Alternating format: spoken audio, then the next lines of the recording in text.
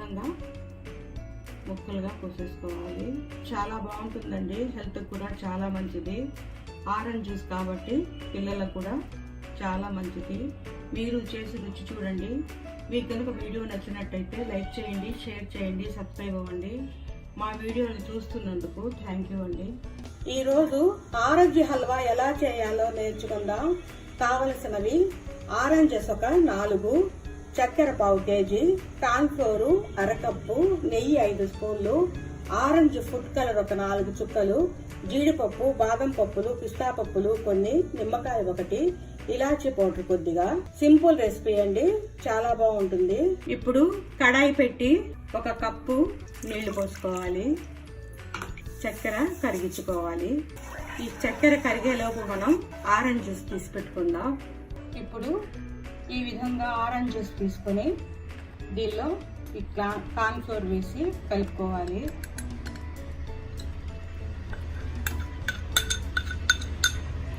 గుల్లలు లేకుండా కలిపేసుకోవాలి. ఇప్పుడు ఇలాచీ పౌడరు కొద్దిగా ఫుడ్ కలర్ వేసుకోవాలి.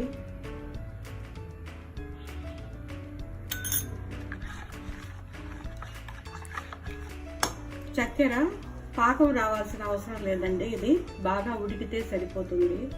ఇప్పుడు దీనిలో ఈ కలిపి పెట్టుకున్న మిశ్రమం వేసి ఉడికించుకోవాలి. ఆపకుండా కలుపుతూనే ఉండాలి.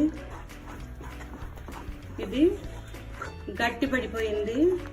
ఇప్పుడు మీడియం ఫ్లేమ్లో పెట్టుకోవాలి. 1 స్పూను నెయ్యి వేసుకోవాలి.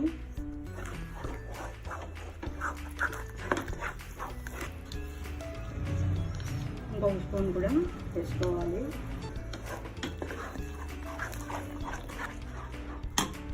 ఇంకొక స్పూన్ కూడా వేసేసుకోవాలి.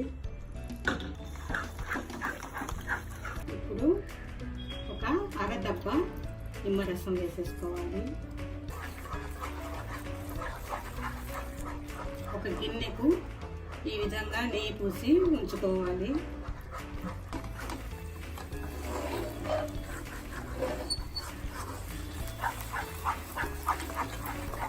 అయిపోయిందండి.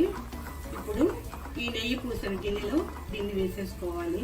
ఈ విధంగా వేసేసుకోవాలి. ఇప్పుడు దీని మీద తరిగిన డ్రై ఫ్రూట్స్ వేసుకుందాం.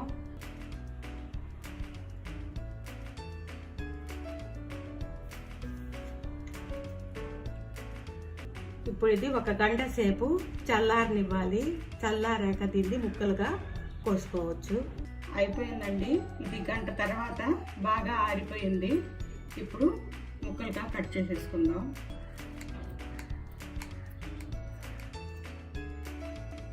ఈ విధంగా ముక్కలుగా కోసేసుకోవాలి. చాలా బాగుంటుందండి, హెల్త్ కూడా చాలా మంచిది. ఆరెంజ్ జ్యూస్ కాబట్టి పిల్లలకు కూడా చాలా మంచిది.